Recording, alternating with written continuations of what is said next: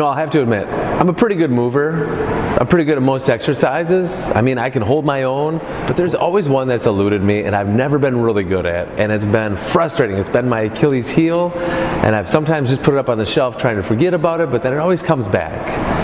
And that exercise for me are pull-ups, chin-ups, what we're going to call from here on out vertical pulls. I remember back in elementary school, middle school, the whole presidential fitness thing. I struggled, man. I struggled hard. I was the driver of the struggle bus. But then I always want to get better at things. So I was never satisfied with just putting the vertical pulls in a corner. Nobody puts a baby in a corner.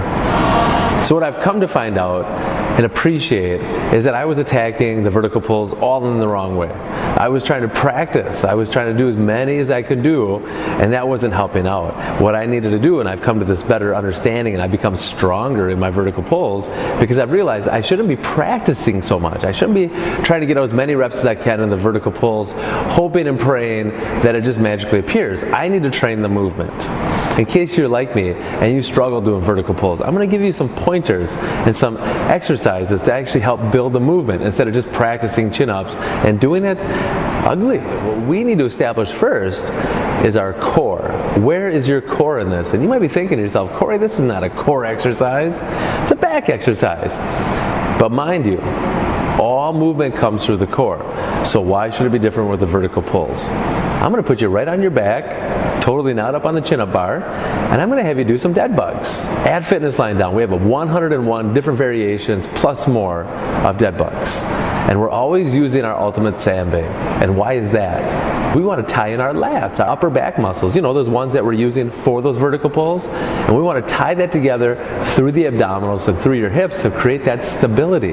Whatever variation we're doing here at Fitness Lying Down, we're connecting and we're bracing. We're making that core stronger for that movement. And where I'm going to take you next is I'm going to just flip you right on over. And we're going to go ahead and do body saws. And you might be thinking to yourself once again, when are we getting up on the chin-up bar? When am I going to practice this? When am I going to get better? Remember, we don't want to practice the exercise. We want to build the movement. Adding an ultimate sandbag into your body saw experience. We're going to grab not onto the handles of the ultimate sandbag, but we're going to grab onto the bag itself and grab as tight as we can, because that grip strength actually makes a big difference. When I was able to actually grab onto the bar with more intent, I was able to add a couple more repetitions to my vertical pulls without even anything else. And the reason is because when I grab on tight, I send an instant message from that grip into that lat, telling it, you better get ready. And that lat fires up. So when I'm doing my body saws, if you look at it closely, you could see the vertical pull happening as you push your body back, and now all of a sudden grabbing onto the ultimate sandbag, and I pull myself back up, maintaining that core brace that we've talked about. And now I'm going to take your body position, I'm going to change you into a half kneeling position. Again, we're going to use our ultimate sandbag because it works. Flat out, it works. As I grab onto the ultimate sandbag, we're going to be performing a half kneeling arc press. You might be looking at this and saying, Corey, we're pressing. Vertical pulls, we need to be pulling. Wait for it. As I drive the sandbag up over my head, so I'm starting in a press, you're right, packing that floor down, keeping that brace through my abdomen, through my core, bring the bag around my head. Now guess what it turns out to be? A vertical pull. I'm taking our ultimate sandbag and now I'm pulling it down to the other side. And there's so many different variations we have for this half kneeling arc press. It's so counterintuitive. We want to practice the exercise. We want to get better at the exercise.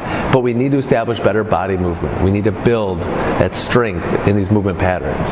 So the next time you're doing dead bugs, the next time you're doing body saws, half kneeling arc presses, and somebody's saying, what are you training for? You just say, I'm training for vertical pulls, and you check out how goofy they look at you. Because people look at me goofy all the time. Not ashamed, no regrets.